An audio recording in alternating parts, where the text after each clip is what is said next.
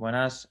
Soy Miguel Molina, soy entrenador asistente aquí en el Arsenal y bueno, más o menos el rol que tengo es orientado a toda la parte de diseño de modelo de juego, de desarrollo de estrategia operativa, diseño y desarrollo de planes de partido y bueno, es un poco la línea que estoy llevando aquí.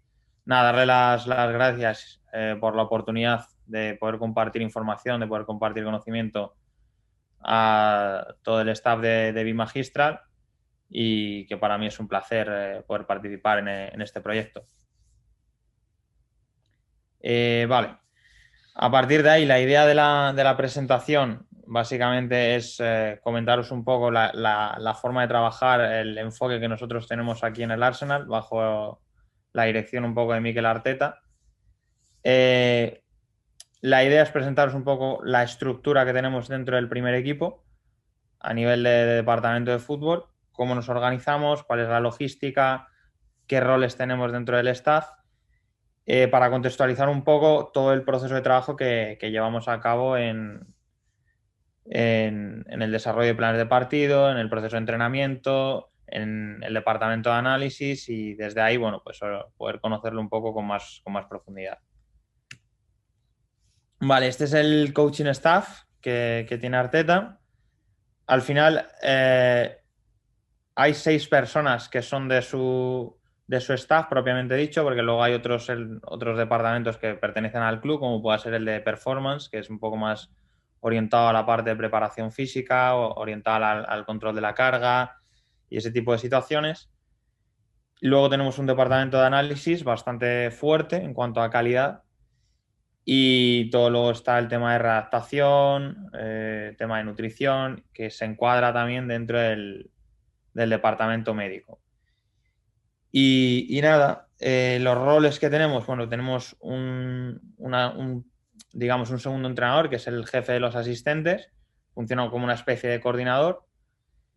Tenemos luego otro asistente que está más encargado de la parte logística, de la parte organizativa, de la parte de relación con la prensa, con la parte de dirección deportiva, de viajes y demás, un poco el encargado de todo eso. Yo soy el otro asistente que está un poco más encargado de la parte táctica, digamos, porque el segundo se encarga mucho más del tema de entrenamiento. Entonces mis funciones van muy orientadas a eso, van orientadas a todo el tema de dar ese último, digamos, ese último enfoque al análisis en cuanto a buscar un análisis muy operativo, un análisis muy orientado a buscar soluciones de cara al plan de partido. Y luego, pues, cómo organizar eso dentro de la semana, es decir, lo que es la estrategia operativa, cómo vamos a distribuir los contenidos a nivel semanal para poder desarrollar todos esos planes de partido. Espera, aquí está el jefe, está el manager. Y nada, luego tenemos el Individual Development Coach, que es Carlos Cuesta, que es también un chico español que trabaja conmigo en el Atlético de Madrid, un chico muy joven también, que se encarga de toda la parte de entrenamiento individual, de desarrollo de meetings individuales, pues eso, muy orientado a esa parte. Un entrenador específico de balón parado y luego pues tenemos lo que es la parte de entrenamiento de porteros. Ahora estamos intentando introducir esta figura de entrenador de la academia, ¿vale? Del Academy Coach, que está orientado a darnos un apoyo, un soporte. ¿Cómo buscamos ese apoyo? ¿Cómo buscamos ese soporte? Lo hacemos siempre a través de buscar una implicación dentro de nuestro proceso de entrenamiento, ¿vale? Cómo puede aportarnos ideas, cómo puede ayudarnos dentro del campo, pero también sobre todo a buscar nuevas tendencias, nuevas soluciones, nuevas ideas, porque al final nosotros no tenemos tiempo para manejar todo eso. Entonces es un poco la persona que, digamos, nos intenta hacer de link para buscar todo ese tipo de tendencias nuevas que puedan estar emergiendo y que a nosotros nos puedan servir a la hora de incorporar a nuestro proceso. Este es el departamento de análisis que nosotros tenemos. Tenemos un Head of Analysis que se encarga de toda la parte organizativa y logística. Luego funciona como soporte dentro del proceso de análisis. Tenemos un analista que es Sam, que está funcionando como el analista del primer equipo, que es el principal responsable del análisis de rival. Es un chico joven con muchísima calidad, con muchísima profundidad en el contenido y que trabaja directamente conmigo y directamente con el manager, con Mikel. Luego tenemos una figura más o menos externa que nos ayuda con toda la parte de individual development, es decir, con un análisis mucho más individualizado. Otro orientado a tema de entrenamiento y balón parado. Y luego están todos los analistas relacionados con la parte de Sports Science, es decir, todo lo que nos dan reports desde el punto de vista de análisis de datos, de análisis estadístico, de Big Data, etcétera. Y entonces ahí tenemos un montón, es un departamento solo funcionando para eso. Y luego, pues lo mismo que hacíamos, digamos, con la parte del coach en cuanto a soporte de la academia, buscamos lo mismo con un analista de la academia. Y es una forma de, bueno, pues de ligar la cultura de trabajo del primer equipo a la cultura del trabajo de la academia. Intentamos buscar eso y que ellos también nos aporten a la hora de reconocer y de ayudarnos en la inclusión de nuevas tendencias. Bien, relacionado con nuestra metodología, con nuestro modelo de juego, con nuestra forma de ser al final, porque al final es una forma de ser. Lo principal de todo esto es tener un ADN, que la gente nos vea y que independientemente del partido que estemos jugando, sepan quiénes somos, sepan quién es el Arsenal, sepan quién es el Arsenal de Mikel Arteta. Entonces, en consecuencia, hay una serie de principios, hay una serie de elementos que tienen que estar siempre, constantemente. Nos da igual si vamos a jugar contra el City, si vamos a jugar contra el Fulham, si vamos a jugar contra el Benfica. Al final, siempre, siempre tenemos que tener este ADN presente en todo lo que queremos hacer. El tema del hambre y la competitividad es innegociable. Somos un equipo muy joven, con muchísimo talento, pero todavía muy por desarrollar, porque al final tenemos una media de edad muy baja y encima ahora que ha habido una renovación de la plantilla, todavía esa edad ha bajado bastante. Entonces, el hambre por querer ganar, el hambre por conseguir títulos, por querer ser mejor cada día, porque cada tarea de entrenamiento sea la última, eso tiene que estar constantemente. Es innegociable. Igual en el staff hay una demanda brutal en cuanto a conocimiento, en cuanto a proactividad, en cuanto a querer ser mejores día a día dentro del staff y eso es innegociable. Queremos ser un equipo que se caracterice por tener un ritmo muy alto, muy, muy alto en todo lo que hace, tanto con balón como sin él. Y a partir de ahí buscamos dar riqueza a la figura del liderazgo. Donde hay un bloque de gente tan joven, al final tienen que emerger líderes.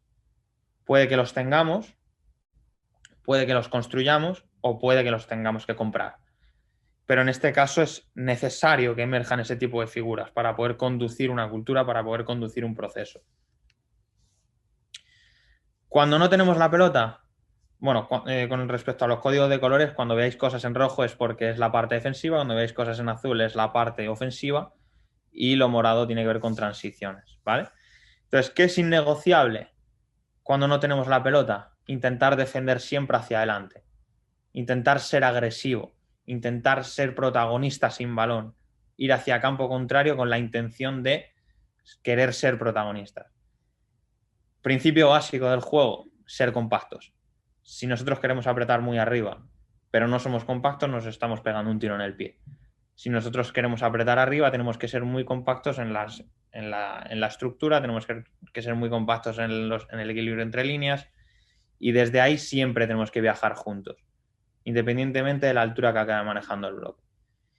Y luego, por demandas del juego, queremos ser un equipo que sea cómodo en nuestro campo, que esté cómodo, que no esté nervioso a la hora de encontrarse en campo rival, en campo propio, la parte defensiva. Cuando estemos en un bloque bajo, estemos cómodos, estemos a gusto, estemos organizados, siempre manteniéndonos compactos, pero siempre con la intención de ir arriba.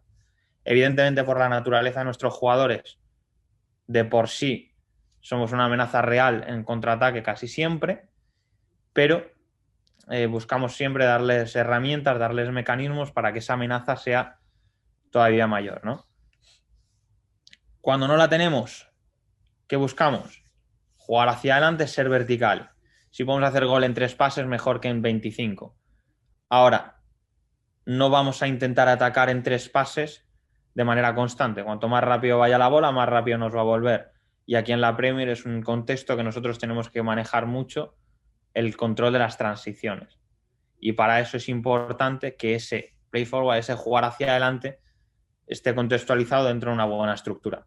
Si no, al final, de la misma manera que no éramos compactos sin balón, si no somos compactos con balón, tenemos muchos problemas. Ser dominantes, y para eso dos cosas clave. Distancias cortas de relación, no buscamos jugar en distancias largas de relación, y regla de los 4. Regla de los 4 quiere decir que como mínimo dentro del bloque tiene que haber 4 alturas y como mínimo 4 jugadores dentro. Entonces muchas veces buscamos generar 4 o 5 alturas dentro del bloque para poder escalonarnos bien, para mantener esas distancias cortitas y desde ahí 4 o 5 jugadores dentro. Es lo que buscamos de manera sistemática para poder dar rienda suelta a todo ese juego de posición que nosotros queremos proponer, ¿no? Al final buscamos situaciones de rotación, situaciones de estabilidad posicional dentro de una estructura, pero para eso tenemos que ser muy claros en lo que queremos hacer.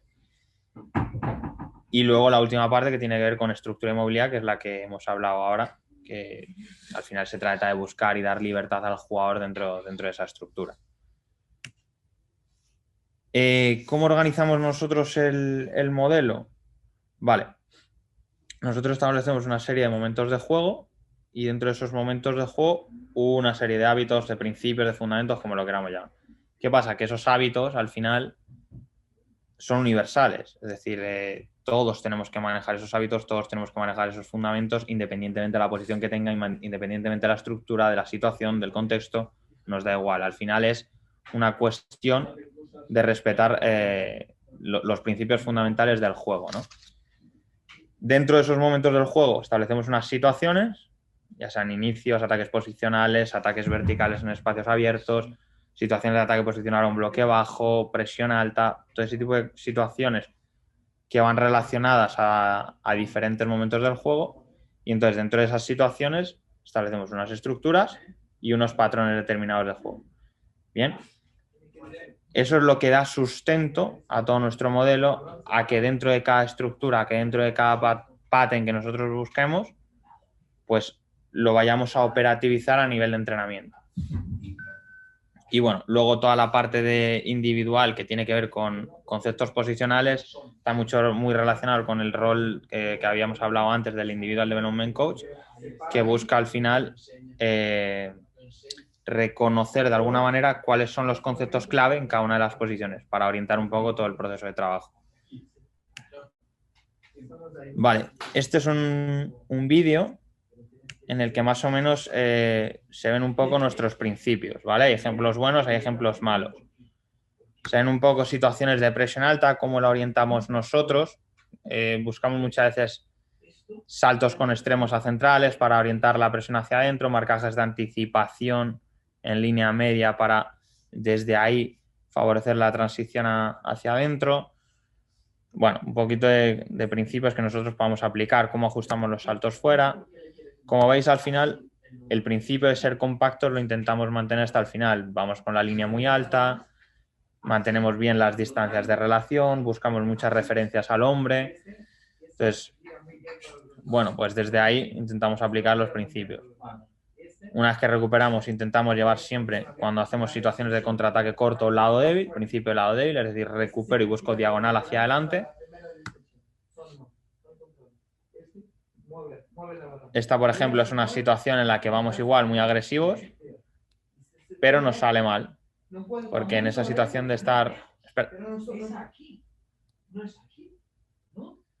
Ahí buscamos salto con el jugador de última línea, vemos que buscamos referencias otra vez al hombre en última línea, una situación muy a pares en presión alta,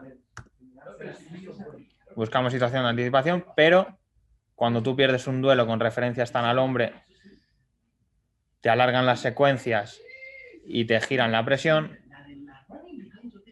nos encontramos ya en una situación de reorganización defensiva que a nosotros nos puede hacer mucho daño. A pesar de que aplicamos más o menos bien los principios de reorganización defensiva, nos pueden hacer goles. Entonces, a pesar de que intentas mantener de alguna manera la identidad, muchas veces esa identidad acaba por provocarte situaciones en las que haces gol y en las que te hacen gol, ¿no? Entonces, al final es una situación complicada. el respetar nuestros principios, el respetar nuestra estructura, nuestra identidad, eso al final acaba provocando cosas buenas y cosas malas. Eso es parte del proceso, es parte de algo que tenemos que optimizar, pero es algo que para nosotros es innegociable. Es decir, siempre vamos a intentar buscar ir alto, siempre vamos a intentar buscar construir ventajas desde la posición de la pelota, desde ir a buscar atacar la siguiente línea y desde ahí intentamos construir, ¿no?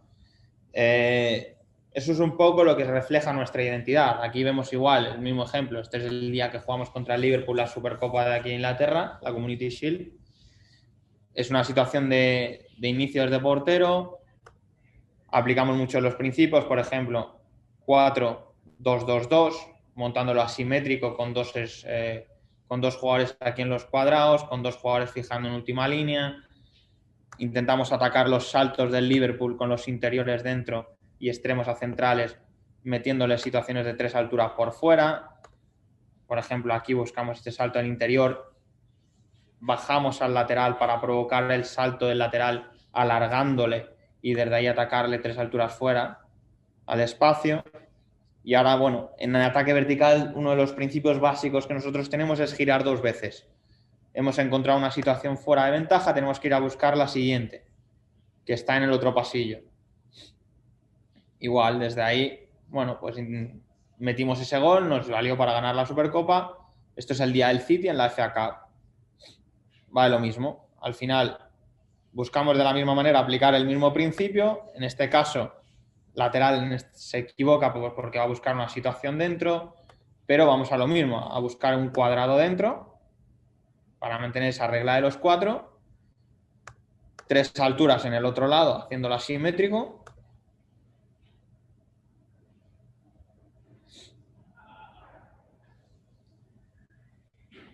Seguimos en ventaja. Desde ahí salimos porque provocamos al extremo y ahora hemos girado una, vamos a girar la segunda. Giramos la segunda y aquí, bueno, aplicamos uno de los conceptos también que es el alley-oop, que es cuando extremo la pone a pierna cambiada, situación de segundo palo, llegada de segunda línea. Un poco el concepto de Jordi Alba con Messi, ¿no? Entonces, desde ahí, igual, hacemos gol, pero en el mismo partido, misma situación, parecida, en este caso con 5 dentro en vez de 4. Vale, hay error en la toma de decisión y nos sirve para liarla. Y de la misma manera, pues, igual que metemos, pues nos pueden hacer gol. Es lo mismo, salida de 3 con lateral, nos equivocamos en la situación de giro y bueno, pues nos penaliza, nos castiga. O sea, al final ver que todo forma parte del proceso, que forma parte lo bueno y lo malo. Y entonces desde ahí que empezamos a construir. Por ejemplo, cuando nos referíamos a la regla de los 4, cuando nos íbamos a las situaciones de 4 alturas, 4 dentro, este es un ejemplo malo. ¿Cuántas alturas tenemos nosotros en el bloque? En este caso tenemos 3 alturas dentro del bloque. Contra el Liverpool, la dificultad de salir es enorme. Entonces, por mucha ventaja que generes ahí, no vas a construir absolutamente nada. Es lo mismo, desde aquí, tenemos 3 alturas dentro del bloque, 1, 2 y 3. Bastante difícil salir por estructura contra este tipo de presión, ¿no? Entonces, ejemplos negativos de lo que nosotros buscamos en el proceso. Cuando hablamos de 4 alturas, hablamos de esto. Hablamos de tener este tipo de escalonamiento dentro del bloque. Y aquí hay algún ejemplo positivo de lo que buscamos. En este caso tenemos claramente un 2-3-2-3, es una de las estructuras que más utilizamos, o 2-3-5, como lo queráis llamar, pero al final siempre escalonado, siempre buscando diferentes alturas, diferentes ejes, y desde ahí, bueno, pues intentar dar lo que decimos, libertad, pero siempre teniendo en cuenta que hay que ocupar unos espacios determinados dentro de la estructura del bloque.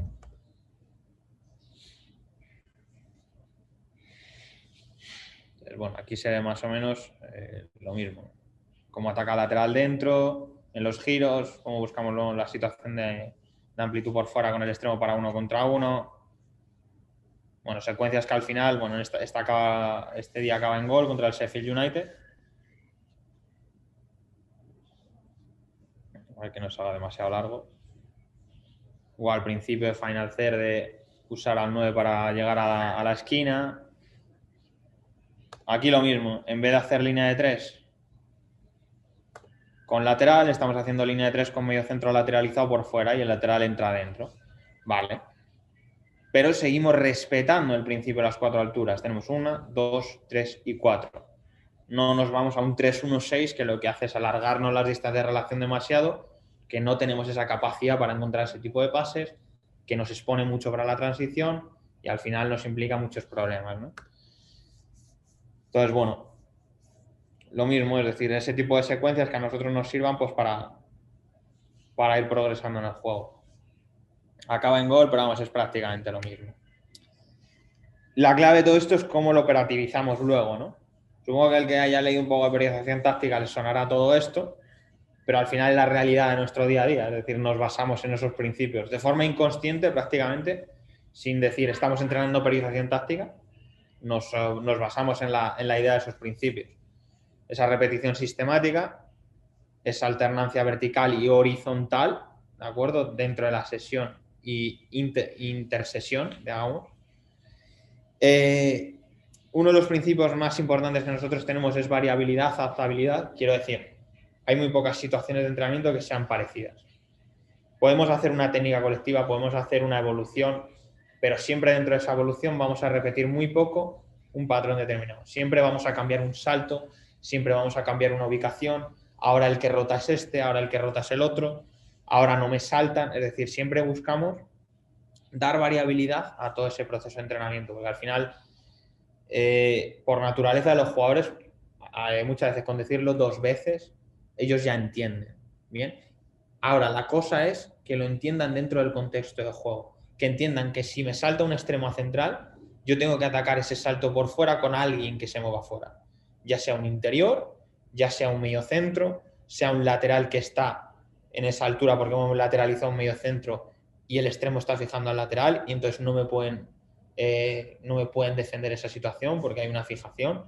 Entonces, ¿cómo jugamos con eso para desde ahí buscar variabilidad, buscar adaptabilidad, pero sin perder repetición y especificidad? Porque muchas veces es jugar con esto, ¿no? Es decir, ¿qué quiero? ¿Que mi entrenamiento sea específico y en consecuencia más variabilidad? ¿O yo quiero que en mi entrenamiento haya más propensión, haya más repetición? Vale, entonces tienes que jugar con esa balanza. Porque cuanta más repetición haya en tu entrenamiento, menos específico va a ser. Cuanto más específico, más ruido. Por tanto, menos repetición, menos adquisición desde ese punto de vista, desde la repetición, pero más adquisición desde el punto de vista de la especificidad, ¿no? Y luego, en consecuencia de todo eso, va la progresión compleja. Esa progresión compleja que es saber cuándo tengo que dar más de uno o cuándo dar más del otro. Cuándo doy más variabilidad, cuándo doy más estabilidad al entrenamiento, más repetición, ¿no?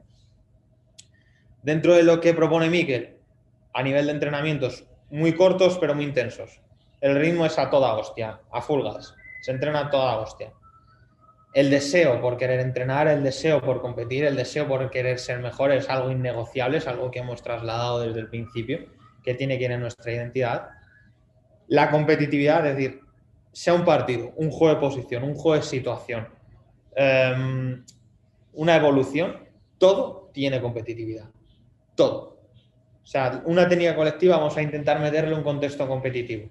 A un juego de posición, lo mismo. No sé cómo será el medio de puntuación, pero en todo se compite. Calidad versus cantidad, ya lo hemos hablado antes, siempre nos vamos a ir mucho más a la parte de calidad, a la parte de especificidad, ¿verdad? Jerarquizar es algo que yo he aprendido este año aquí en el Arsenal, porque el contexto, el calendario te obliga a jerarquizar. Tú puedes preparar un plan de partido que sea la hostia, en el sentido de decir, joder, lo tengo todo, pero ahora tienes un día, es que no es ni un día, es medio día para entrenar porque al final vienen de otro partido, tienen que recuperar, no pueden entrenar a full gas, tienen que entrenar prácticamente andando y en consecuencia dices, ¿qué priorizo? ¿No? ¿Qué jerarquizo? Porque no puedo hacer todo. Entonces con eso hay que saber jugar muy bien.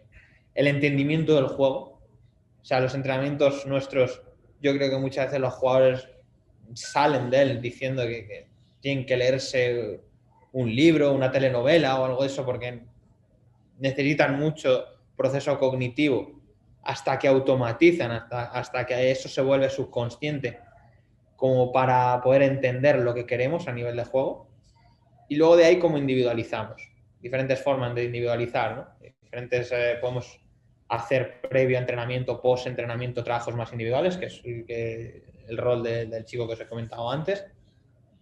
Pero dentro del contexto colectivo, dentro de lo macro, cómo focalizamos en lo micro, cómo focalizamos en el detalle, ¿no?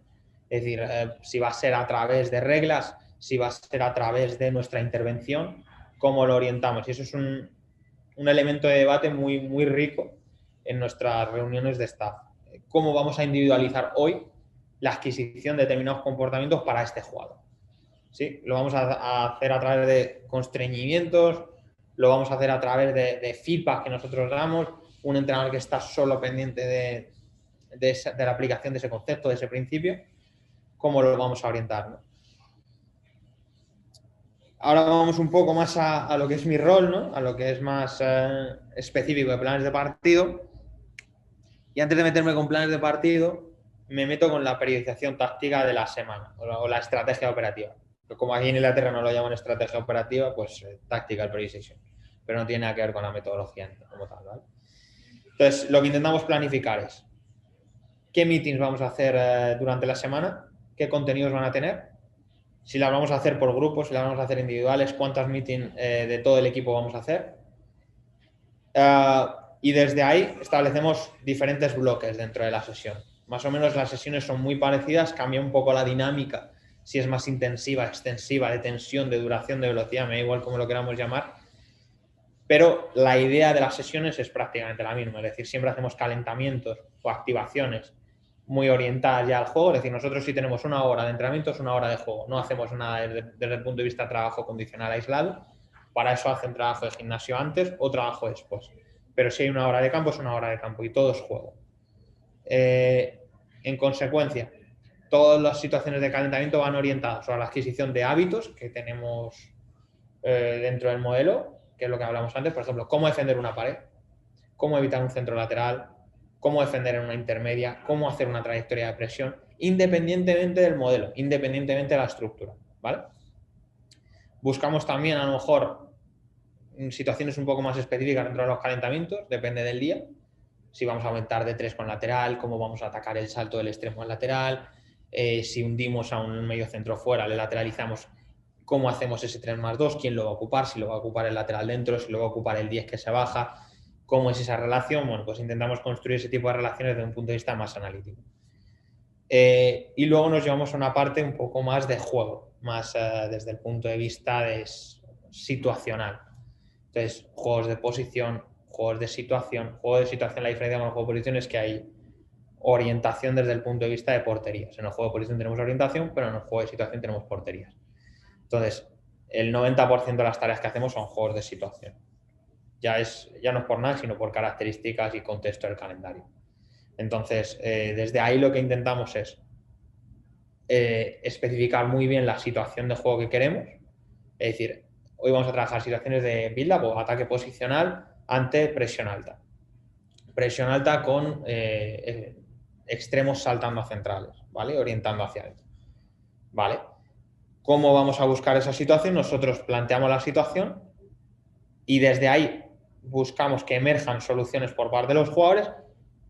Si no empiezan a emerger las soluciones que nosotros queremos, las empezamos a direccionar, las empezamos a conducir o las constreñimos de alguna manera modificando el contexto, o empezamos a direccionar a través de preguntas o a través de ser más directivo, porque muchas veces no da tiempo. Entonces muchas veces ser más directivo, que ahí es sobre todo cuando entra más, o sea, el entrenador, el manager en este caso, a la hora de ser un poquito más directivo.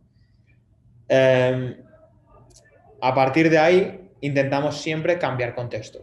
Es decir, ahora me están saltando los extremos a los centrales, ahora no me van a saltar, o ahora me va a saltar el 9 y el 10 a los centrales, más un medio centro que se tira al rombo. Bien, entonces, ¿cómo vamos a gestionar eso ahora otra vez? Dentro del mismo juego de situación.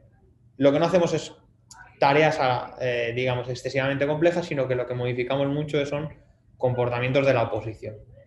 Comportamientos de la oposición o estructuras propias nuestras. Es decir, ahora, en vez de enfrentarme a un 4-4-2 flotante con una línea de 3 con lateral, me enfrento con una línea de 3 con medio centro. O me enfrento con una línea de 3 con medio centro entre central lateral. Entonces, bueno, intentamos variar un poco desde ese punto de vista todos los contextos. Y luego la última parte va muy, muy, muy orientada al jugar. No hay una sesión que no acabemos jugando, ya sea partidos reducidos, partidos condicionados, partidos con más libertad, pero siempre jugando. Ahí nuestro feedback intentamos que sea muy escaso, que sea más el feeling, las sensaciones del jugador. Os diría que es aplicar lo entrenado durante ese día, pero sabemos todos, la experiencia nos dice que muchas veces eso de aplicar lo entrenado no existe, porque lo que has entrenado necesita un tiempo de adquisición que no se va a ver en ese momento, ¿no? Entonces muchas veces es más que el jugador juegue, que el jugador compita, que sienta y que todo lo que se ha ido adquiriendo a lo largo del tiempo empiece a salir en un proceso de competición más o menos real en entrenamiento. Pero me parece utópico el hecho de pensar que algo que he entrenado hoy va a salir hoy en el partido. Es un poco utópico, ¿no? A no ser que lo condicionemos demasiado y empecemos ya a jugar a algo que no sea fútbol como tal. Y entonces, bueno, ahora más o menos la idea en cuanto a planes de partido. Para no alargarme demasiado, para no ser tampoco pesado, ¿cómo orientamos nosotros planes de partido? Un poco en contexto, es decir, nosotros jugamos cada 3 días. Jugamos domingo, jueves, domingo, miércoles, domingo, jueves, domingo. Esa es nuestra realidad.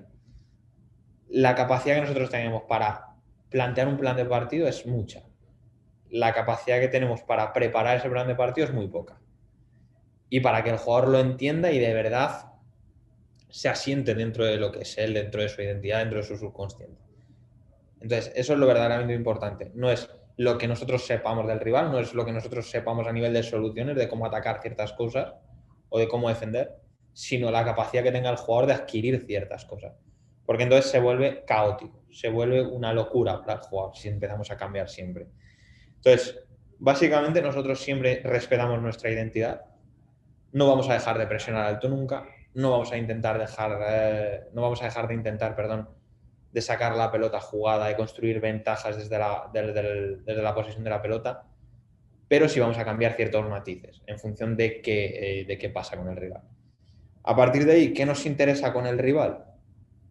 ¿Qué elementos nos aportan información?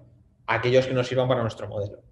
Es decir, a mí saber que el Liverpool presiona alto con los extremos a centrales, con interiores que ajustan esos saltos de extremos dentro, me importa, perfecto, pero a mí me importa saber cómo salta el Liverpool a mi estructura. Cómo reacciona el Liverpool a un mediocentro que se lateraliza. Cómo reacciona el Liverpool a un lateral que se hunde en línea de 3. Cómo reacciona el Liverpool a un lateral que entra adentro. Eso es lo que a mí me importa. No me importa saber qué es lo que hacen ellos ante determinados contextos, sino qué hacen ellos con respecto a mí. ¿Bien? Entonces, desde ahí tienen que emerger las preguntas, desde conocer nuestro modelo. Por eso es clave que los analistas que trabajan con nosotros sepan cuál es nuestro modelo, qué es lo que nosotros queremos, qué es lo que nosotros hacemos.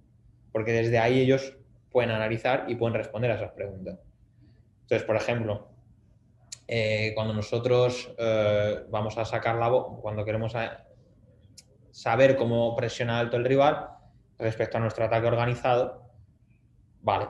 Es decir, ¿qué nos preguntamos? Si nosotros metemos línea de 3 con medio centro, ¿quién salta eso? ¿O no saltan? Si metemos línea de 3 con lateral, ¿quién salta eso? ¿O no saltan? Vale, si salta extremo, ¿cómo vamos a atacar el salto del extremo? Entonces, en consecuencia, ¿qué tenemos que hacer con el lateral para atacar ese salto del extremo? ¿Cómo le fijamos al lateral? ¿Con quién le fijamos? Pero claro, con quién le fijo depende también de quién vaya a jugar en mi equipo. Porque a lo mejor yo puedo tener a Aubameyang jugando de 9 y a lo mejor por sus características me interesa tener a Aubameyang jugando de falso extremo y que mi extremo sea un 10 y entonces juegue de 10. Y el que me monte 3 alturas, en vez de hacerlo con el extremo puro, sea con un 9 y un lateral. O que el lateral entre dentro y el que se mueva fuera sea el interior. Entonces hay muchos matices. O que a lo mejor si yo tengo un 9 más tipo Lacazette, que se viene a jugar, entonces le meto como de media punta, al 10 le podemos sacar hacia afuera para montar 3 alturas y el que estira profundo es el extremo. Pero el principio es el mismo. Entonces estamos atacando el salto del extremo de la misma manera. A partir de ahí, lo que buscamos es generar las mejores relaciones posibles dentro de los que vayan a participar ese día. Y entonces es un poco la idea. Igual en la presión, es decir, nosotros más o menos nuestra estructura madre es el 4-2-3-1, 4-4-2, bien, a partir de ahí hay matices, es decir, hay días que saltamos con los extremos a centrales y liberamos a toda la unit, digamos aquí, a ese sector de fuera, ¿no? Al lateral con el extremo, es decir, si salta al extremo, saltamos con lateral también. Si salta lateral, ¿cómo ajusta ese central el salto del lateral? Entonces, hay días que vamos más a eso, hay días que vamos a un 4-4-2 puro y duro, hay días que vamos a un 4-4-2 en rombo, pero siempre teniendo en cuenta esa intención de ser agresivos, de ir hacia arriba, de presionar alto y de intentar mantener una identidad, una estructura y desde ahí variar determinados matices, no volvernos locos. Por ejemplo, ante un bloque bajo nos preguntamos mucho ¿quién defiende la esquina o la golden zone? Nosotros a eso lo llamamos golden zone, por ejemplo, el espacio que ataca De Bruyne, ¿no? Es decir, ¿quién defiende eso? ¿Lo defiende un mediocentro? ¿Lo defiende un central? ¿Lo defiende un lateral porque es el extremo el que persigue, o sea, el que se mete, se fusiona en línea de 5 y desde ahí el lateral entra un poquito dentro para defender ese espacio ahí entre central y lateral? ¿Quién lo defiende? Para saber cómo lo podemos atacar, para saber que a lo mejor la primera te lo defiende el mediocentro, pero si tú haces rotación y vuelves otra vez al mismo lado, el mediocentro ya ha vuelto dentro y entonces la segunda que rompes a ese espacio ya no te lo defienden. Entonces, es importante saber ese tipo de cosas, cómo se comporta la línea defensiva del rival cuando nosotros hacemos pase atrás para volver a meterla, cómo se comporta la línea defensiva ante relaciones horizontales o giros cortos entre laterales que están dentro, para saber cómo podemos activar espacio a su espalda, cómo es la orientación corporal de los laterales, para saber si le puedo atacar por dentro, le puedo atacar por fuera. Entonces, bueno, un poquito de ese tipo de comportamientos más específicos que a nosotros nos sirvan de alguna manera para orientar planes de partido. Y nada, a partir de ahí, ¿cómo trasladamos esa información al jugador? Nosotros, esto sí que es una realidad, somos muy pesados en cuanto a trasladar información al jugador. También es cierto que vivimos dentro de un contexto de jugadores muy jóvenes, de un club con mucha hambre por volver a ser lo que era hace unos años, por volver a crecer, por volver a estar en la élite. Y entonces esa hambre lo sientes en los jugadores. Y en consecuencia, puedes aportar bastante más información de la que a lo mejor podrías aportar en un contexto más normal. Pero como los jovencitos ya vienen con mucha cultura de vídeo, de análisis, de intervenir, de ser partícipes en este proceso de aprendizaje, y luego la gente que está en el club, o sea, que lleva varios años en el primer equipo, también necesita ese input de información, bueno, pues se hace un poquito más fácil. Pero sí que es cierto que muchas veces trasladamos una cantidad de información que es bastante grande, ¿no? Hacemos muchas reuniones individuales. Ahí estaba este chico haciendo ahora una con 2 jugadores. Hacemos muchas reuniones por grupos, ya sea por líneas, ya sea por units, digamos, por ejemplo, lo que hemos hablado antes, la unit de fuera. Ya sea pues, reuniones más colectivas, pero hacemos muchísimas reuniones. Y los planes de partido, por ejemplo, son una parte importante de esas reuniones. Los planes de partido empezamos haciéndolos en reuniones colectivas, los hemos ido haciendo a reuniones más de units y ahora hacemos reuniones colectivas de units individuales, hacemos un mix de todo, para que cada jugador se reconozca dentro del rol, reconozca cuál es su rol dentro del plan de partido. Dentro, evidentemente, que el plan de partido es una guía, es un mapa que te ubica, pero que no te va a dar la solución de todo lo que va a pasar en el juego, porque no podemos controlar toda la incertidumbre, todo el caos que va a emerger en ese juego. Y luego que al final tú preparas un 4-4-2 del rival y te llega y te mete una línea de 5. Entonces tienes que estar adaptado a todo. Es más importante que un modelo de juego, que un plan de partido, que una adaptación al rival, la cultura táctica que tú seas capaz de aportarle al jugador y al equipo, a los dos sistemas, a lo micro y a lo macro. Esa cultura táctica que tú puedas de alguna manera inculcarle. Entonces, a la hora de trasladar esa información, nosotros vamos mucho a la utilización de, por ejemplo, este tipo de cosas. Animaciones. Utilizamos muchos vídeos, vídeos propios más que de rival. Al jugador le llega poca información del rival. Le llega mucha información nuestra, no tanta del rival. Esa información del rival nos sirve a nosotros para buscar solución. Pero nosotros lo que vamos a jugar muchas veces es la solución, no tanto el problema. Entonces, el problema se lo presentamos en el entrenamiento, no en meetings, no en vídeos. Intentamos que los vídeos ya sean soluciones y que muchas veces hacerles partícipes a ellos de soluciones, ¿vale? Entonces es un poco la idea que nosotros tenemos a la hora de enfocar las reuniones con los jugadores. Entonces, por ejemplo, utilizamos muchísimo este tipo de animaciones, que esto se hace súper fácil con el Keynote. Entonces, cómo vamos a organizar las situaciones de presión, cómo vamos a organizar las situaciones de ataque posicional, cuando nos juegan largo, cómo lo orientamos, quién va a saltar a esta bola. Bueno, pues hay muchísimas situaciones que nosotros podemos trasladar al jugador. Por ejemplo, vamos a ir a situaciones más específicas de presión en las animaciones que se ve más claro. ¿Vale? Como por ejemplo el día del Benfica, que hacían situaciones asimétricas. Entonces, a la hora de saltar al central derecho, vamos a ajustar de una manera. A la hora de saltar al central izquierdo, vamos a ajustar de otra. Entonces, ese tipo de recursos son los que de alguna manera intentamos trasladarle al jugador, ¿sí? Incidirles, por ejemplo, cuando saltamos con el extremo por fuera, en cuál es la ubicación de este jugador, ¿de acuerdo? Que el eje por el cual le vas a saltar no puede ser dándole lo de fuera porque facilita esto el tercer hombre, sino que tenemos que defender el tercer hombre de una manera proactiva, no reactiva.